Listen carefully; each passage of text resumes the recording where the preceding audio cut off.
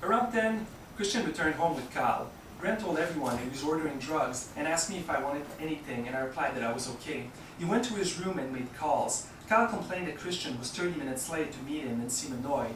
I thought you would be the same amount of late I was, Christian said.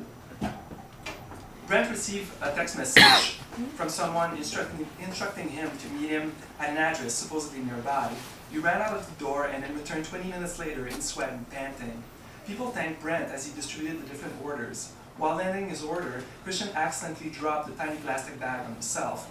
He laughed while licking his own pants, trying to retrieve the substance. We locked the front door and left the house. True story, by the way. We locked the front door and left the house and headed to a bar. On the way there, I thought, do I want to get destroyed tonight a few times, but then couldn't think anything that had the shape of an answer. You're fired, I imagined myself yelling at whatever brain module was responsible for my decision-making. I knew I would have to show up at work in less than 12 hours to finish a presentation, but couldn't get myself to head home. We walked in the venue, which looked about a quarter full, with most people forming a kind of huddle around the bar. A girl was wearing a plastic tiara and looked bored while DJing. I took out money from a sketchy-looking ATM and then asked Christian if he was getting anything. Yeah, said Christian. No, wait, hold on. Christian searched his pocket and he made a face. I had $10 left, said Christian. I think I lost it. How did I lose it? I'll buy you a beer, I said. It's due for something, I think. Are you sure, said Christian. Thank you. I don't know if I should have gotten drugs. I need to start budgeting again. When were you budgeting? I said. Last year when I moved out of my mom's house, said Christian. I remember I was really motivated. I wanted to plan a budget, stick to it, pile up cash, and then travel. I did it once. It worked that one time. You're never going anywhere, said Brent. You can't save money. You can't save money. That's your main problem. You'll fuck up at some point, or you'll get fired, or something will happen to you that will make you go back to zero or below zero. You need a job that pays you to fuck up. Fucking up is your best skill. It's true, said Christian. He laughed. I should have put that on my resume. That call center place would have given you a really good recommendation letter for that, said Brent. I highly recommend this person for fucking up. He will not show up on time for any of his shifts. He will sleep with his coworkers and pretend it didn't happen. He will have an excellent attitude as he causes unnecessary mayhem and destruction. If they hire me with that resume, it's my dream job, said Christian. We drank more beers. I went back to the sketchy ATM and saw Laura from afar, bored dancing with Jeremy and Mira. I withdrew more money and then bought shots at the bar. This is kind of stupid, said Brent. We should tell her to put on better party music, said Christian. Disco Star Wars, I said. There's a joke about Disco Star Wars earlier in the book. We need to do something that would annoy Laura, said Brent.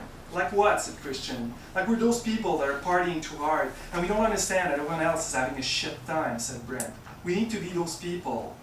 Go dance on that table, said Christian. Do sexy dance moves to Disco Star Wars. That would look insane, said Brent. There's like 6 people dancing. I should do it in my underwear. You would get kicked out so fast, said Christian.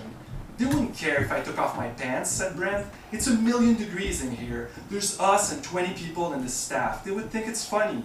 Would they, said Christian. Let's get in our underwear and go dancing with Laura, said Brent. That would really piss her off. Come on, it'll be funny. Tiara girl will think it's funny. Look how bored she is. We can't do that, said Christian, smiling. We just need to both be doing this and it'll be fine, said Brent. The staff will think it's a thing. You're doing this with me. You're not going to pretend you're doing it and back out at the last minute so I look crazy without my pants on in the bar, right, said Christian. I won't, said Brent. I'm doing it. Come on. Okay, said Christian. Hold on. Christian chugged a third of his beer. They began taking off their shoes and socks and looked at each other very seriously while doing so, as if afraid the other was going to back out. They both laughed. Christian took off his belt and then pants, revealing boxers that had poker chips on them. Brent, wearing red briefs with a black waistband, ran across the room and began joke dancing next to Laura, using her as a vertical pole. She laughed. Christian danced casually next to Brent. Tiara girl laughed. Other people in the bar laughed. A few minutes later, Kyle also got in his underwear and began dancing. Then Jeremy and then Laura. Then I joined.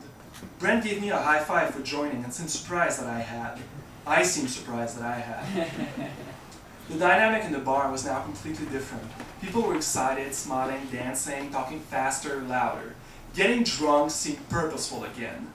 I withdrew more money from the ATM and then alternated between drinking and dancing until closing time.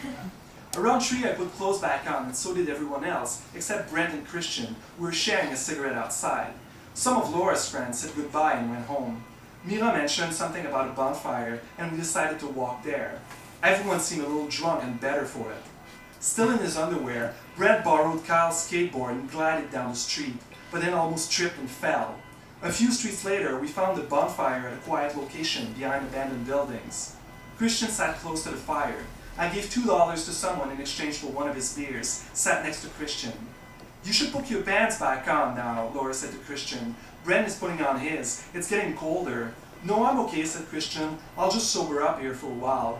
"I haven't been to an actual bonfire in a while," I said. "Hopefully I still know how to bonfire." "We should burn something," said Christian. I looked around and noticed old copies of The Mirror in a pile nearby. I reached for a newspaper and handed it to Christian. He began flipping through it. "I got in late at work again this morning," said Christian. "I think they're going to fire me, I don't know." "Are you sure?" I said. "It feels like it, the way they talk to me now." "It's okay, I'll just go get fired somewhere else," said Christian. He laughed. I liked how Christian made fun of his failures in a detached manner, as if shit-talking someone who wasn't present. He seemed both obvious and oblivious to himself. In the newspaper's cinema section, Christian found a long article previewing upcoming movies. He ripped out a page and crumpled a piece of paper into a ball and said, "I hate Julia Roberts," and then threw the ball into the fire. "Why do you hate Julia Roberts?" I said. "Do you know Pretty Woman? Do you know that movie?" said Christian. "It's this cheesy movie from the 90s. That was my dad's favorite movie when I was a kid.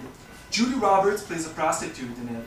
My dad would drink beers and watch it every couple of weeks. That lasted something like 8 years. I think he liked the idea of being rich and paying a movie star to have sex with him. My mom didn't care, so that didn't seem strange to me. It was just his movie. One time I was older, I remember watching it with him, and there's a scene where Julia Roberts gives the guy a plastic wrapper, and I remember thinking, what's this? What's inside the wrapper? Candy? Why would she give candy to him now? That's odd. Then I realized that she was handing him a condom, and that they were going to have sex, or maybe the shadows would be having sex. Then I felt something, and I'm pretty sure that was my first boner. That's funny, I said. How do you remember that? I don't know, but that's why I hate Julia Roberts, said Christian.